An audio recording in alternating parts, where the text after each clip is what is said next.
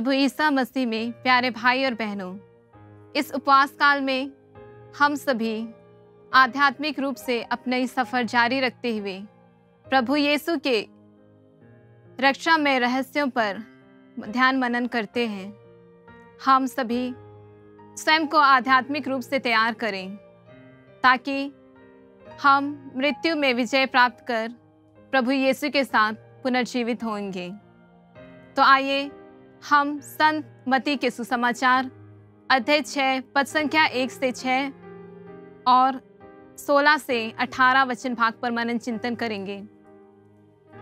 इस वचन भाग में हम 3 बिंदुओं पर मनन चिंतन करेंगे: उपवास, प्रार्थना और दान। सबसे पहले हम धर्म की बात करते हैं। परोपकार क्या है?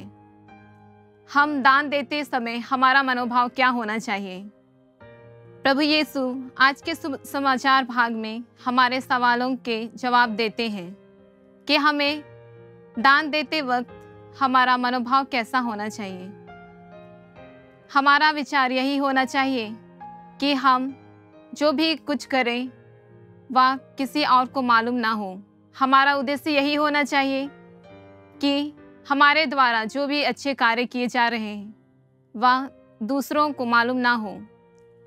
यदि हमारा मनोभाव ऐसा है तो हमें पछतावा नहीं होगा कि किसी ने हमारी तारीफ नहीं की, किसी ने हमारे अच्छे कार्य को नहीं देखा और किसी ने हमारी प्रशंसा नहीं की।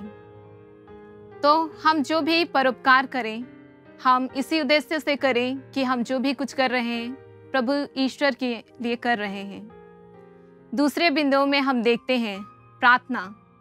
प्रार्थना क्या है और हमारे जीवन में प्रार्थना का क्या महत्व है? प्रार्थना हमारे और ईश्वर के बीच का संबंध है। हम प्रभु ईश्वर से बातें करते हैं। हम देखते हैं कि प्रभु यीशु ने अपने जीवन काल में एकांत में जाकर प्रार्थना किया। उन्होंने अपने नए कार्य की शुरुआत करने से पहले पिता ईश्वर से प्रार्थना की और शक्ति और सामर्थ्य प्राप्त किए।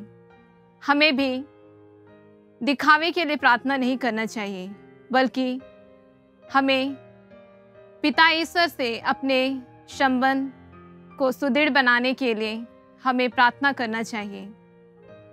और आखिरी में हम देखते हैं उपवास। उपवास क्या है?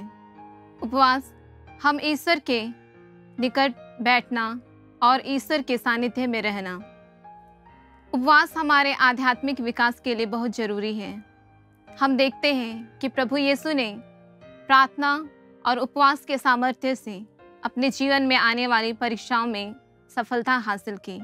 तो आइए प्रिय मित्रों, इस उपवास काल में हम दूसरों की जानकारी के बिना उपवास, प्रार्थना और दान द्वारा प्रभु यीशु के साथ अपने रिश्ते को मजबूत बनाएं। प्रभु मसीह आप सभी को आशीष प्रदान करें। जय यीशु।